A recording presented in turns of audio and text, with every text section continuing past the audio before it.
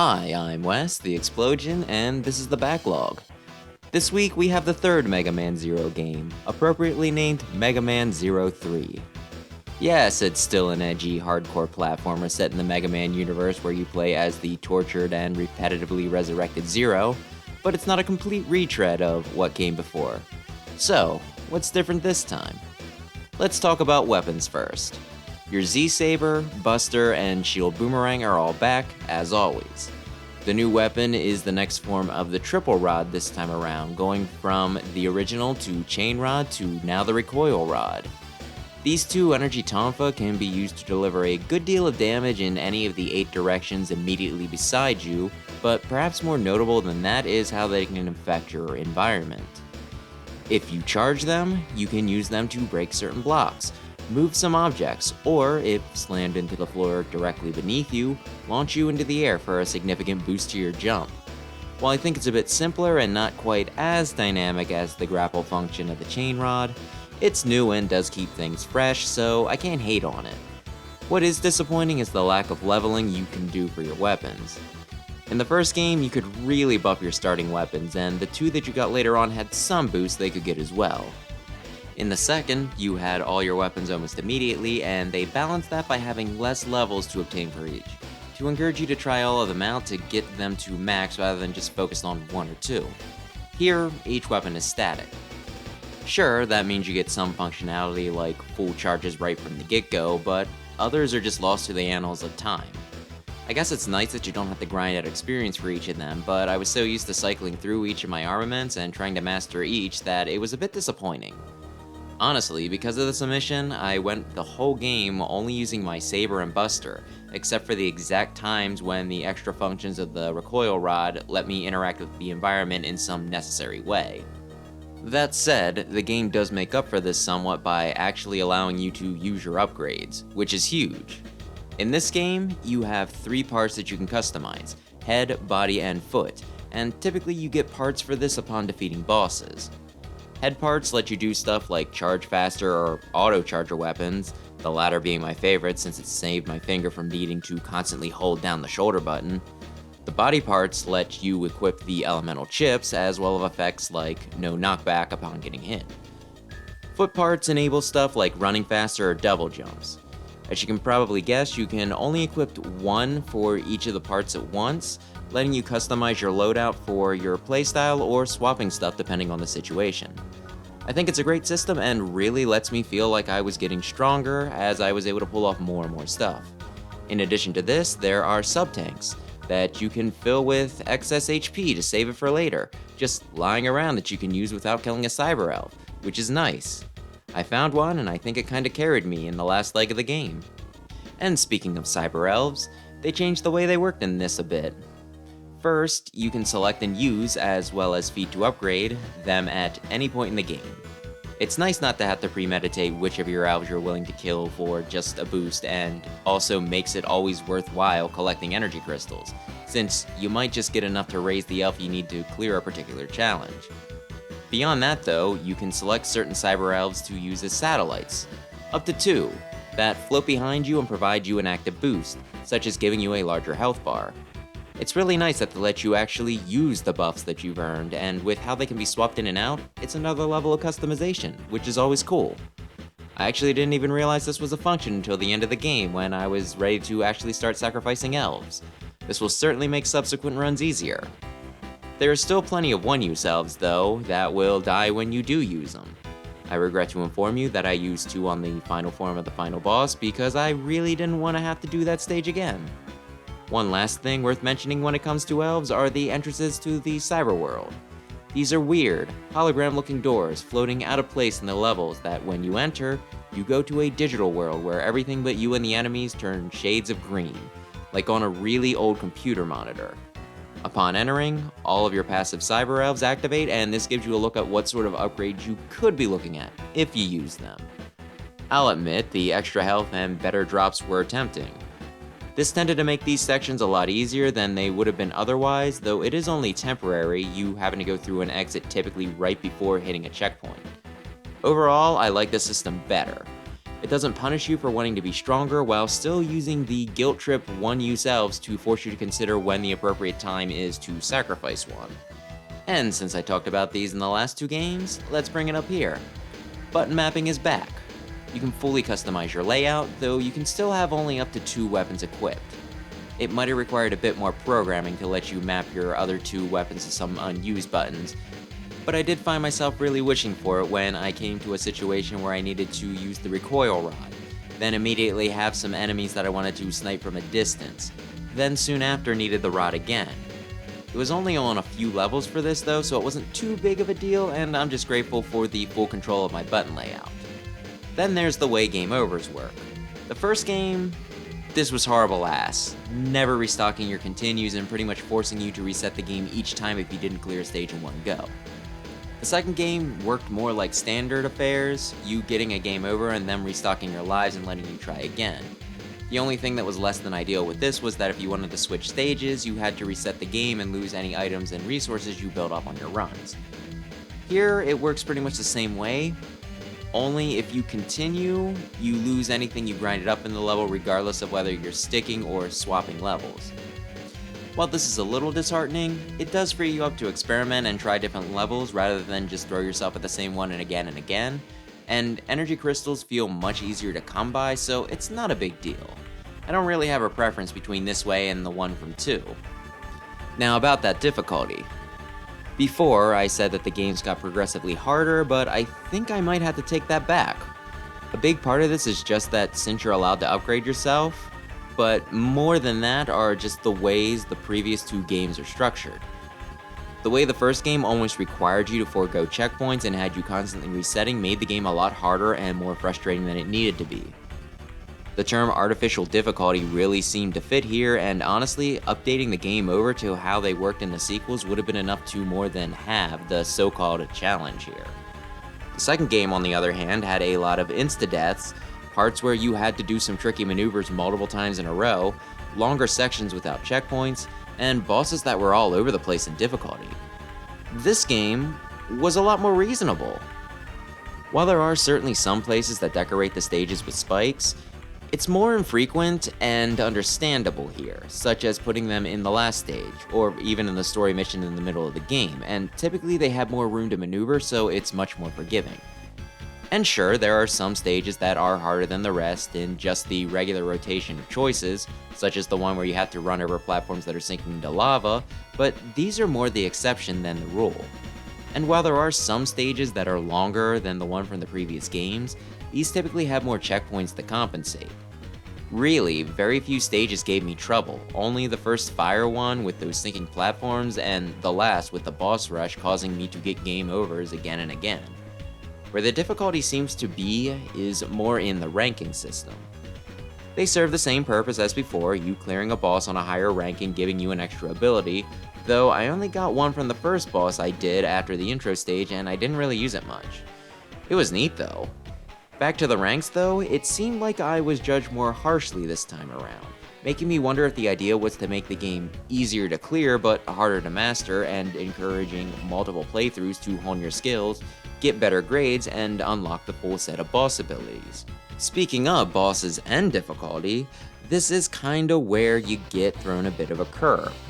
Some of these guys are gimmies and I could manage to get through them while getting hit an average of once. Heck, even on the boss for the second to last stage, I managed to take damage only twice, and one of those I could have avoided if I were more on my game. Then there are the bosses that are kinda tricky, but doable if you study them carefully and maybe even have a sub-tank with you. Then there are those that are actually pretty stinking hard. The bat is annoying. The Cerberus has a lot of damn health, and the Fox, I still don't know how to deal with some of her attacks and had to resort to trading blows with her and just trying to deal more damage than I took. The final boss is certainly better than Ellipso was in the last game with 3 forms instead of the typical 2. The first form is pretty easy once you get it down, the second is kinda tricky and has a lot of health, compounding its difficulty, and the third is pretty cool, but I think I could have learned it and gotten it down to a science if I'd had more than one go at it. Instead, I was down to my last life, really didn't want to have to do the boss rush yet again, and just started using Cyber Elves to avoid dying. If only it would have had his own stage like Alien, Wily, and Gamma did in the past, then I think I would have had a lot of fun going several rounds with them. Alas. Overall, despite the boss difficulty being all over the place, this was still probably the easiest time I had with one of these games, though I'd like to think me getting better at them had at least something to do with it.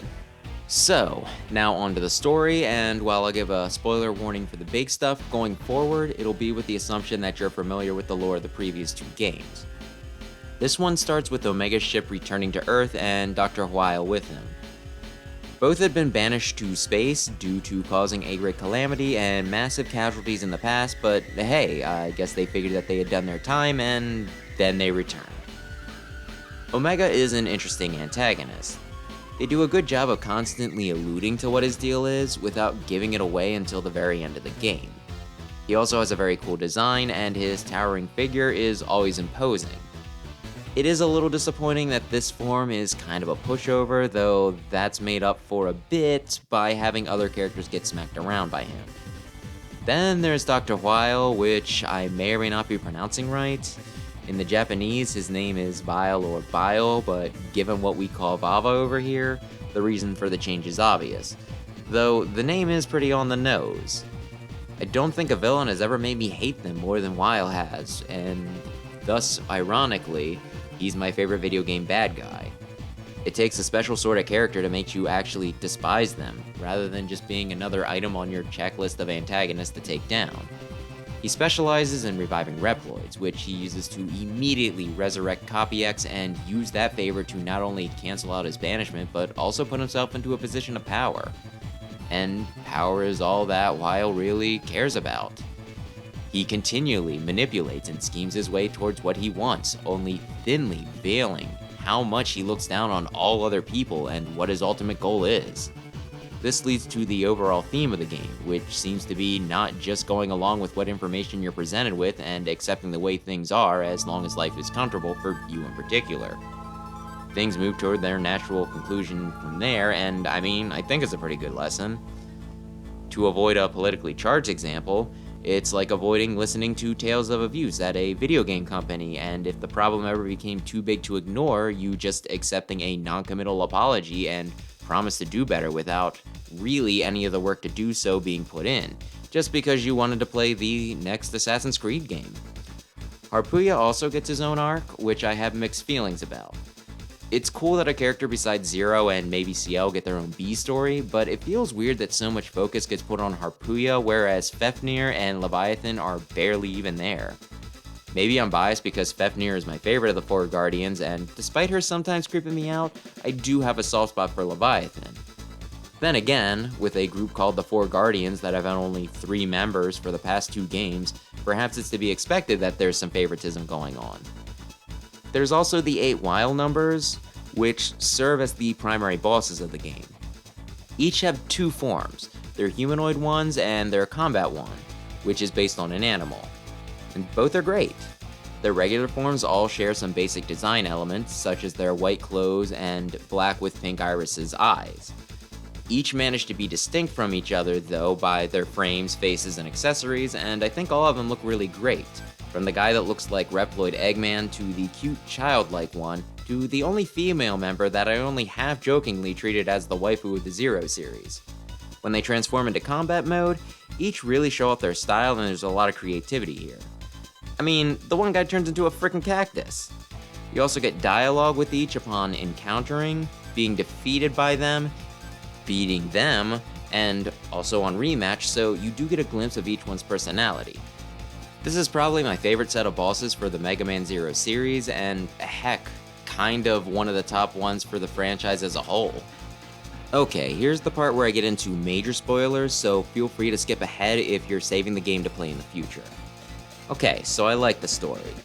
The Omega being Zero's real body was an interesting hook and brings up the question of what makes a person truly themselves. That said, it does seem like a waste that they didn't make Omega look like Zero did in the X series. It also kinda muddles the already confusing lore of the series, where people think that Sergius was actually Wily and the same for Ivok, and also what the heck happened to Zero between X5 and 6, though that's more a point against that series than Zero's. It's also nice that the Elf Wars are finally discussed. I've been waiting for that for a while, though that does bring up a problem with the whole Zero series that is especially prevalent in this game, and that's that to get the full story, you need to seek out other supplementary material. There are several Japanese-only drama CDs that tell the full story of stuff like the Elf Wars, the 8 gentle judges that get turned into the Wild Numbers, and how the 4 Guardians die. Yes, the remaining 3 of the 4 Guardians die and you don't even see it. At the end of the game, Omega tries to push back one last time and you're too weak to fight, but Harpooya, Fafnir, and Leviathan appear to back you up and take him down. Then he explodes and you pass out, waking up later at the Resistance base, and that's it. Except apparently something extra happens after you collapse and those 3 die sacrificing themselves for you somehow. And the only way you find out about this is through a niche collector's item that wasn't available to a good chunk of your audience. I remember the first time I played through these games. I beat 3, then went up through 4 and thought it was weird how they never showed up again. Then, when I was reading through the Mega Man Zero collected works, I found a passage that offhandedly mentions how they had died and thought, wait, what? Those are major characters and it's such a shitty way to finish their story. I find this unacceptable and the whole thing sours my opinion of the story.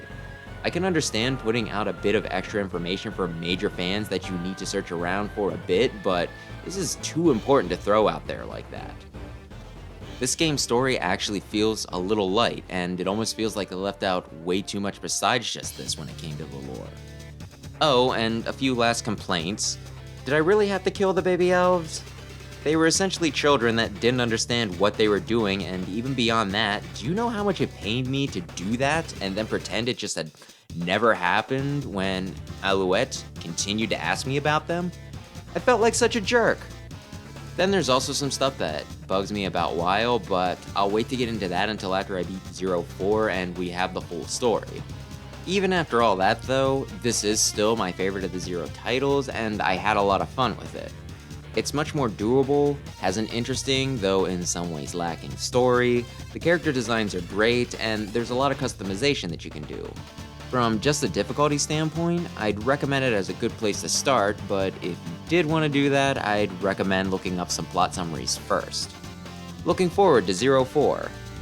I also played Game Builder Garage for the Nintendo Switch. This software is just to make games.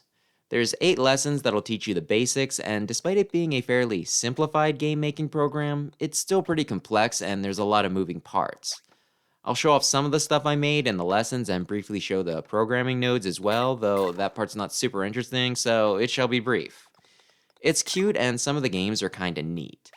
That said, the lessons did start to get kinda boring and I just kinda went through the motions for some of the later ones, retaining nothing I was taught. There are a lot of steps and the lessons are broken into parts, them sometimes reviewing what you just did even if you went directly from one to the other. There's also some unnecessary parts, such as moving some programming nodes around to be neater, though functionally the same, or making you change things to a particular color, which I feel like if they were going to require, they could have at least let you choose your own preferences. You can also download other people's games, though there's no way to search for them in-game. You have to go out of your way to find codes for other people's stuff, which is a bit of a pain. And unfortunately, I couldn't find Sakurai's code anywhere, just that he made a game, and I was looking forward to downloading it too. I understand why they did it this way. If you could just find and download any game, you'd have a lot of kids playing through ones with profanity and genitals. Still though, it is a shame and gets rid of a lot of the value that the game would have otherwise. I'm really not sure what to make of this title. It feels too complex for casual players and too simple for those who actually want to get into programming. Maybe it'd be good as a starting point, but I'm not into this sort of thing enough to say. I don't know, I'd really love to hear the opinion of someone who actually does create their own games. I might fiddle with this a little bit from time to time to make something goofy, but more likely, if I do pick it up again, it'll be because I heard about some good games I can download from other people playing it. And I started playing Danganronpa Another Episode, Ultra Despair Girls. When I first started it up, I couldn't get a controller to connect and had a ton of problems with mouse and keyboard. Sorry, I'm not a PC master race. Anyway, I finally got a PS4 controller to work with Steam and restarted it on an easier difficulty, which might have been unnecessary, but hey, I'm locked in, so I'm just hammering through. I'm having fun despite it not being the type of game I normally play, and I'm about halfway through, so I should have it finished by next week. Hopefully I'll also have 04 beat, so next episode might be a long one. It'll also probably be titled something like, I am sad, so be ready to be my therapist for 20 to 30 minutes. And that'll do it. One game down, another added on, so that evens out. And since 03 was part of a collection, it's just a chunk of the whole, and that remains on, but hey, we're getting closer. So thanks for watching, maybe subscribe if you enjoy this sort of thing, and perhaps I'll see you in the next episode.